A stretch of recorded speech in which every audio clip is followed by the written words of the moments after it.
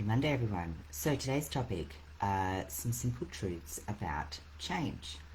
If you've decided to make a change this year and facing and finding it hard to do so, then don't worry, right? There's nothing wrong with you. And I'm hoping by sharing the following truths around the nature about change and our way of changing and the way that our brain kind of kicks in might just help you to remove the current roadblock, at least give you some breathing space to think about what the next steps are, right? So, number one, most behaviours are messy and complex.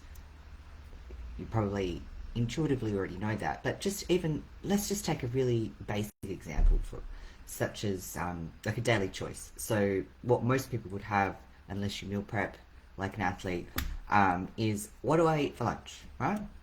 Now, when you have such a simple question like that, you've got to now consider how hungry you are and your actual appetite and whether you even need or want food in the first place, your daily routines and schedules and whether it's the right time for lunch. So you might be someone who has lunch at 12 o'clock, or you might be someone who usually skips lunch, or you might be like, well, it depends on how many meetings or if the kids are going to allow me to do so and so on, right? It also, you have to think about your food preferences and tolerances. Like, for example, there's sandwiches available. Do you even like sandwiches? Are you gluten intolerant? Is bread a no-go, etc., etc.? You also have to consider what's actually available. Like, do you need to make something from scratch? Are you out and about? Is there anywhere you can buy lunch? Can you even afford to buy something to eat, etc.? Because who has $15 to spend on avocado and toast? And then who's around you? Like, are you eating with co-workers, friends, or family? What are they doing? Is it the only place that you can afford to get something is probably Macca's, because at least the kids have something to play on and it gives you some downtime? Those sorts of things. And then there's also the social and cultural norms around eating lunch, right? So, for example, some cultures, occasionally celebrate Ramadan, which is coming up in the next coming months. You won't be eating during the day anyway, so it'll be normal. Is it normal to skip lunch or eat at your desk at your workplace? So even our workplace culture can impact lunch. Or are you in rural Spain, for example, where everyone takes 2 hours to have a leisurely lunch? What a life, hey? Number two, change often requires a lot of effort. Well, duh. And the thing is, like, we're well equipped to learn and change throughout our lives, yet our brains still prefer, and they're also biologically wired to do that, is to stick with what's familiar and comfortable, right? And so creating new neural pathways that it helps us to embed a change usually takes quite a lot of effort. However, the good news is that we can make it a lot easier and smoother if we use our brain's natural tendencies towards exploration, play, and resilience.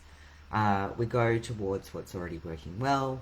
We deliberately use feedback loops to help us see our progress, and we support change with our relationships and our environment. So you see, those are all doing things, right? They're not fixated on what's going wrong, they're fixated on what's going well. So it's that open curiosity and that willingness to learn that keeps us on track with a change.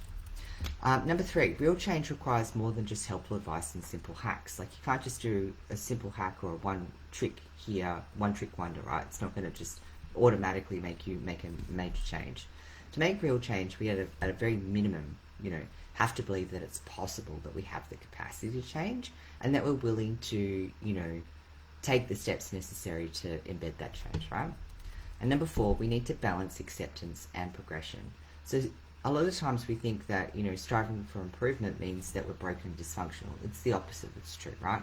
We can allow things to be and even love them as they are, whilst at the same time wishing they were different. I mean, some of you might enjoy your life and everything you have in it, but I bet you had the opportunity to win some money in the lottery, and a significant sum at that, you'd be pretty stoked, right?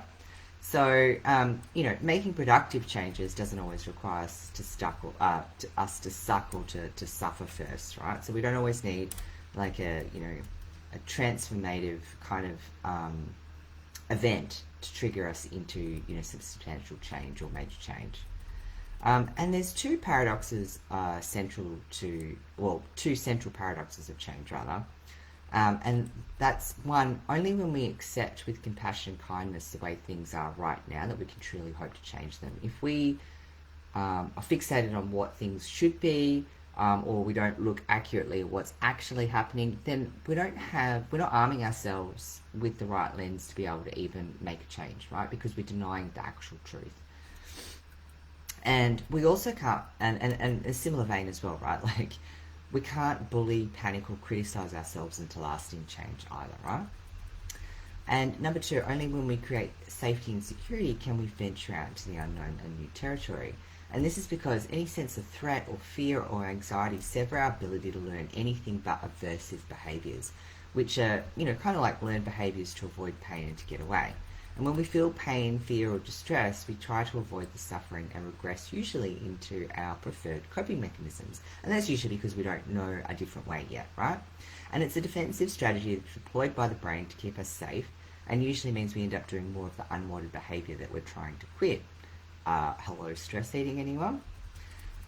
So, I guess my point is like, yeah, change is something that we're all capable of doing. We can do them on a smaller scale. We can do them on a transformative scale.